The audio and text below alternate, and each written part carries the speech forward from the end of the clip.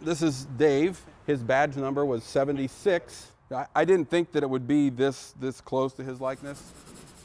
Well, the eyes were fairly deep set. It began with a sketch. And it wasn't a wide nose, but it was a prominent nose. There was a more fullness on the sides of the lip.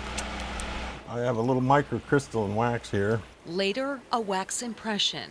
End up getting a pretty good impression of his face. Stephen Geddes and Robert Moore never met David Tyson, but together they've conjured a three-dimensional likeness of the fallen Westerville firefighter. From the beginning, he was kind of a personality that wasn't in the room. Picture by picture, line by line, Geddes developed a relationship with the man who's been gone nearly 14 years. He became a real person. Occasionally you're working on a corner of an eye or something, looking at an imperfection, and then all of a sudden you realize, oh, that's his eye, the humanity, I guess, of him comes around. It's the details that transform a head into a personality, one contour at a time. A lot of his fellow employees said, well, I don't know if we'd recognize him without a dip in his lip here. We didn't want it to be just another fireman on a pedestal. They're not just trying to sculpt a figure,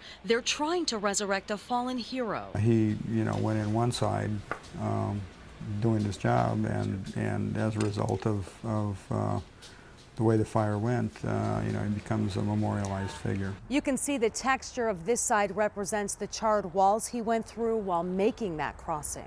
From the other side, the metaphor is complete. The expression on his face resolute as he stands there facing the unknown. They just really brought to life the situations that firefighters have. When we go into a building, a lot of times we don't know what's on the other side. Fellow firefighter Tom Ullum was the driving force behind the memorial and spent the last 13 years trying to envision Sunday's unveiling at Westerville's First Responders Park.